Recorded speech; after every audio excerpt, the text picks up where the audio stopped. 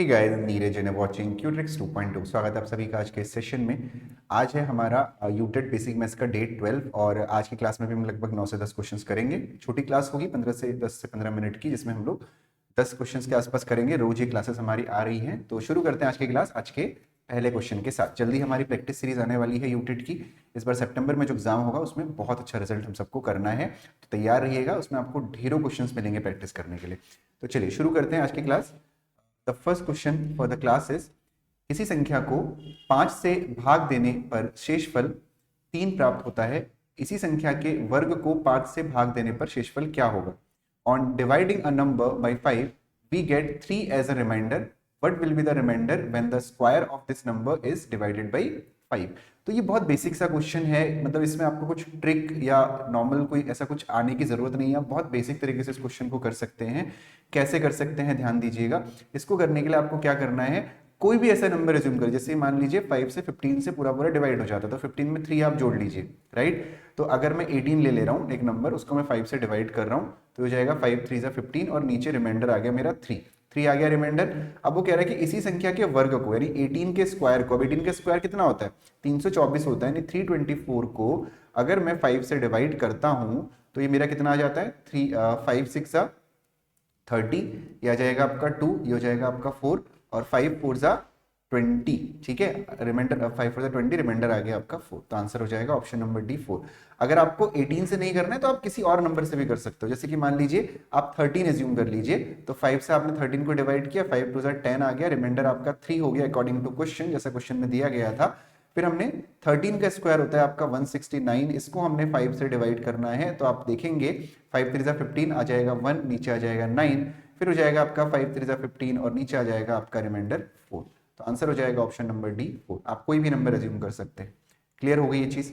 चलिए बढ़ते हैं अगले क्वेश्चन की तरफ। The next question of the class is question number 93। ये जो हमारी बुकलेट है यूटेट के प्रीवियस ईयर पेपर की, उसके अकॉर्डिंगली 93 है ये। यदि 40% लोग अखबार X, 50% लोग अखबार Y और 10% लोग दोनों अखबार पढ़ते हैं, तब कितने प्रतिशत लोग इनमें से कोई भी अखबार नहीं पढ़ते? If 40% of the people read newspaper X, 50% read newspaper Y and 10% read both the newspaper, then what percentage of the people read neither of the newspaper? ऐसे क्वेश्चंस मैंने परसेंटेज में करवाए हुए हैं, और जब मैं यूटेट के लिए बेसिक क्लासेस लूंगा परसेंटेज की, टॉपिक वाइज क्लासेस, तब मैं आपको ऐसे बहुत सारे क्वेश्चंस करवाने वाला हूँ। फिलहाल इतना समझ लीजिए कि 40% पढ़ रहे हैं, 40% 50% दूसरा अखबार पढ़ रहे हैं और 10% है जो दोनों पढ़ रहे हैं। ठीक है, तो इसमें आपको क्या करना है, 100 में से माइनस कर देते हैं, जो अलग अलग है उनको ऐड कर देते हैं, और जो दोनों का है उसको माइनस कर देते हैं, तो हमारा दोनों का नहीं आ जाता है, राइट। तो ये हो जाता है 100 माइनस 40 और 50 90 हो जाएगा, और माइनस हो जाएगा 10, ये हो जाएगा आपका 100 माइनस 90 माइनस 10 हो जाएगा आपका कितना? 80, और ये हो जाएगा आपका 20% जो है आपका राइट आंसर होगा, that is option number C. ठीक है, तो ये तरीका रहेगा। बस हमें यहाँ पे एक चीज ध्यान ये रखनी है कि जो आपसे यहाँ पे बोला गया कि दोनों पढ़ते हैं, दोनों पढ़ते हैं दिया हुआ है, तो यहाँ पे भी पढ़ने का ही आएगा। अगर यहाँ पे दिया होता दोनों नहीं पढ़ते हैं, तो यहाँ पे भी दोनों नहीं पढ़ते का आता। मतलब इसी क्वेश्चन को अगर मैं थोड़ा सा कन्वर्ट कर दूं समझने के तौर पे, क्वेश्चन इस तरीके से है कि यदि 40% लोग अखबार X, 50% लोग अखबार Y और 10% लोग दोनों अखबार नहीं पढ़ते हैं, तो आप कितने प्रतिशत लोग इनमें से दोनों अखबार पढ़ते हैं? मतलब ये और ये रिवर्स हो जाता। तब हम क्या करते हैं, इस 40% अगर X पढ़ रहे हैं तो 60% Y पढ़ रहे होंगे, 50% अगर Y पढ़ रहे हैं तो 50% ही Y पढ़ रहे होंगे। तो इसको हमें चेंज करना पड़ेगा। कहने का मतलब है जो दोनों का डेटा दिया हुआ है, अगर यस में दिया हुआ है तो ये दोनों भी यस के होने चाहिए, अगर ये नो में दिया हुआ है तो ये दोनों भी नो में होने चाहिए। ठीक है, अभी बाकी जब मैं क्वेश्चंस कराऊंगा तब आपको चीजें और क्लियर हो जाएंगी। फिलहाल इसका आंसर होगा 20%, ऑप्शन नंबर सी। बढ़ते हैं आज के अगले क्वेश्चन की तरफ। The next question of the class is, निम्नलिखित में से कौन सी संख्या -5/6 तथा 7/8 के बीच में नहीं है?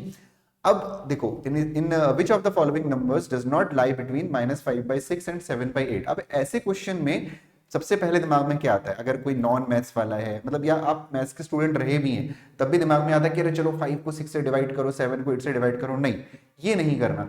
हमने क्या करना है, हमने ये करना है कि हमने जो डिनोमिनेटर है उसको बैलेंस करना है। अगर हम देखेंगे ध्यान से तो ये 6 है, ये 8 है, 24 है, 6 है, 4 है और 12 है। इन सबका एलसीएम होगा आपका कितना? 24, तो सबको सेम कर दो। जैसे कि पहले वाले के लिए इसको 24 आप कैसे बनाओगे, 6 4 जा, तो यहाँ पे भी 4 से मल्टीप्लाई कर देंगे, तो 5 4 जा 20, तो ये हो जाएगा -20, 8 3 जा 24, तो 7 3 जा 21। यानी आपको जो रेंज लानी है वो -20 से 21 के बीच में लानी है। अब ये 24 ऑलरेडी है, ठीक है ना, तो इसको आपको कुछ करने की जरूरत नहीं है, तो -17 तो इसके बीच में आता है, यानी ये आपका आंसर नहीं हो सकता, क्योंकि आपसे पूछा कि कौन सी संख्या नहीं आती है, राइट। फिर है 6 को आप 24 कैसे बनाओगे, 6 4 जा, तो यहाँ पे भी इंटू 4 करोगे, ये हो जाएगा प्लस का 20, तो प्लस का 20 21 से जस्ट पहले आएगा, यानी ये भी इसके बीच में लाई करेगा। फिर है 4 6 जा 3 6 जा, माइनस का 18, बिल्कुल माइनस का 18, यहाँ पे माइनस का 19, फिर माइनस का 18 आ जाएगा, ये भी लाई करेगा, तो ऑप्शन नंबर डी ही हमारा राइट आंसर होगा। हालांकि आप इसको चेक भी कर सकते हैं, इंटू 2 करेंगे, इंटू 2 करेंगे, आ जाएगा आपका माइनस का 22, जो कि आपका कहाँ आएगा, -20 -21 और माइनस का 22 इसके बीच में नहीं आएगा। Option number D is the right answer.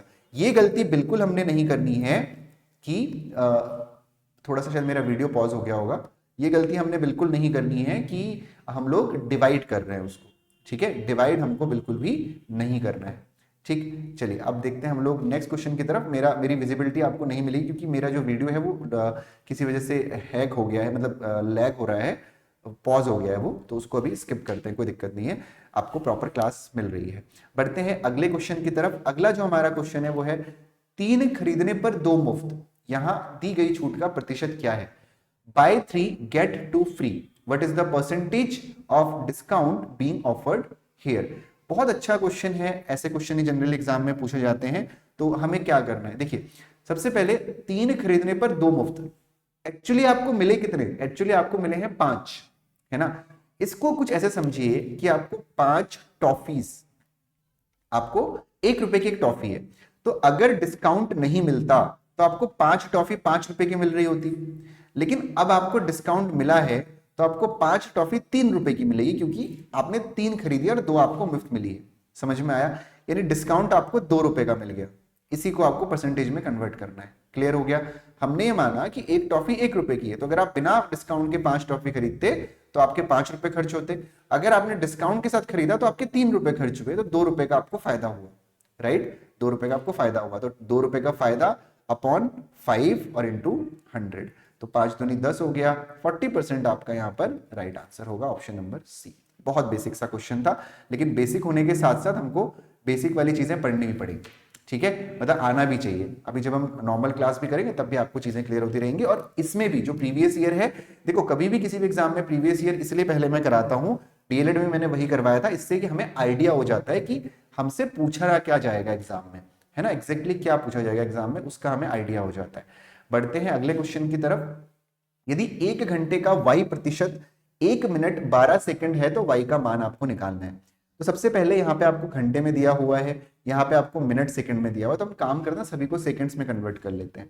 अब 1 घंटे में हमको पता है कि 3600 सेकंड्स होते हैं, तो 1 घंटे का y% का क्या मतलब है, 3600 का इंटू y अपॉन 100, ठीक हो गया, क्लियर है, 3600 इंटू y अपॉन 100 हो गया, is it clear, is equal to 1 minute 12 second, 1 minute में होते हैं 60 सेकंड और 12 सेकंड, यानी 60 + 12 हो गया आपका 72 सेकंड्स। y की वैल्यू आपको कैलकुलेट करनी है, 72 इंटू 100 अपॉन 3600 आपका ये आ जाएगा, ठीक है, 3600 आपका ये आ जाएगा। तो 2 0 से 2 0 यहाँ पे कैंसिल हो गए और ये हो गया आपका 36 दूनी 72, यानी y की वैल्यू आ गई आपकी 2, ठीक है, यानी option number B is the right answer, ठीक हो गया। बढ़ते हैं अगले क्वेश्चन की तरफ। द नेक्स्ट क्वेश्चन इज, यदि x z से 50% बड़ा हो और y z से 25% बड़ा हो तो x y से कितने प्रतिशत बड़ा होगा। ध्यान दीजिएगा, x z से, 3 लोग हैं हमारे पास, x है, y है और z है, ठीक है, तो x z से 50%, यानी आप कंपेयर किससे कर रहे हैं, आप z से कंपेयर कर रहे हैं, ठीक है। अच्छा ठीक हो गया मेरा वीडियो, अब आप z से कंपेयर कर रहे हैं तो z को आप मान लेंगे यहाँ पे 100, ठीक है। तो अगर आप z को आपने 100 माना तो ये क्या हो जाएगा कि जो x है वो z से 50% ज्यादा है, बड़ा है, तो यानी वो 150 हो जाएगा, क्योंकि अगर आप 100 में 50% बढ़ाएंगे तो आप 100 का 150% निकाल रहे होंगे, जो आपका 150 ही होता है। फिर आपसे क्या बोला गया है कि y z से 25% बड़ा है, तो अगर y z से 25% ज्यादा है तो ये हो जाएगा आपका 125, ठीक है, 125। आपसे क्या पूछा है, x y से कितने प्रतिशत बड़ा है, यानी आपको बताना है कि 150 is how much percent more than 125।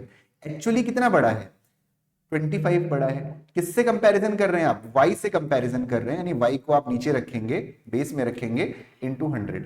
25 5 जा 125, 5 2 जा 10, 20% is the right answer, option number A. उम्मीद करता हूं कि क्वेश्चन आपको अभी तक मैंने जितने बताए सारे आपको अच्छे से समझ में आए होंगे, क्योंकि उतने डिफिकल्ट क्वेश्चन ये नहीं है ना। आप इजीली कर सकते हैं इन क्वेश्चंस को। अगले क्वेश्चन की तरफ आगे बढ़ते हैं। अगला क्वेश्चन भी बहुत अच्छा क्वेश्चन है। If p plus Q is equal to 10 है, पी क्यू की वैल्यू आपको 5 गिवन है, तो आपको बताना है p by Q plus Q by P का मान क्या होगा, राइट। तो p plus Q is equal to हो गया आपका 10, P Q is equal to हो गया आपका 5। तो आपको बताना है p क्यू, यहाँ पे इसको सॉल्व कर रहा हूं मैं, ठीक है। मैं क्या कर रहा हूं, पी क्यू को मैंने एलसीएम ले लिया। अगर पी क्यू को एलसीएम ले लिया तो यहाँ पे है p into P, P square हो जाएगा और प्लस क्यू स्क्वायर हो जाएगा। तो बहुत आसान है। ये जो p plus Q is equal to 10 है, इसके दोनों तरफ अगर हम स्क्वायर कर देते हैं तो ये हमारा बन जाता है p square plus Q square plus 2pq is equal to 10 का स्क्वायर 100।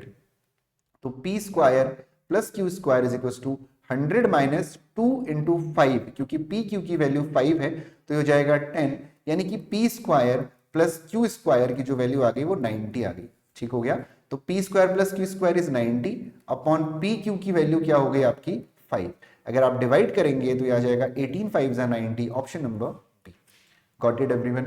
कोई दिक्कत नहीं होनी चाहिए। अगर किसी भी क्वेश्चन में कोई इशू है तो मुझे कमेंट सेक्शन में जरूर बताइएगा, क्योंकि ये रिकॉर्डेड सेशन है। अगला क्वेश्चन है आपका, किसी समबाहु त्रिभुज के परिवृत्त त्रिज्या, अरे बाप रे, इन radius circumference and in radius of an equilateral triangle will be. समबाहु त्रिभुज के परिवृत्त त्रिज्या मतलब एक त्रिभुज है, उसमें एक, देखो ये जो क्वेश्चन है इसका मैं आपको आंसर बता दे रहा हूं। इसका जो आंसर है आपका 1:3 है। इसको मुझे डीप में आपको समझाना पड़ेगा। इसके लिए पहले मुझे आपको ट्रायंगल का एरिया समझाना पड़ेगा, सर्कल क्या होता है, उसका रेडियस क्या होता है, इंस्क्राइब सर्कल क्या होता है ना, वो सब चीजें मुझे आपको समझानी पड़ेंगी। तो जब मैं रेगुलर क्लास लूंगा तब मैं अभी आपको बताऊंगा। इसमें फिलहाल आप इसको याद भी कर सकते हैं, क्योंकि ये क्वेश्चन कई बार पूछा जाता है कि एक थ्योरी भी है, एक थ्योरम भी है। अगर आप लोगों ने क्लास 10 तक तो सबने मैथ्स पढ़ी होती है, तो एक थ्योरम भी है ये, ठीक है। तो इसका जो आंसर हो जाएगा वो हो जाएगा 1:3। इसको बाद में हम लोग डिस्कस करेंगे, उसकी चिंता आप लोग बिल्कुल ना करें। ठीक हो गया। The next question is now, 14 centimetre भुजा वाले एक वर्ग के अंदर खींचे जा सकने वाले सबसे बड़े वृत्त का क्षेत्रफल क्या होगा। Area of the greatest circle inscribe inside a square of side 14 centimetre is. ठीक है, बहुत अच्छा क्वेश्चन है। एक वर्ग है हमारे पास, एक स्क्वायर है हमारे पास, ये हो गया। इसकी जो भुजा है वो 14 है, ये भी 14 है, ये भी 14 है। ठीक हो गया। इसके अंदर आपने एक सर्कल खींचा ऐसे, ठीक है। थोड़ा सा मैं अच्छे से बना नहीं पाया,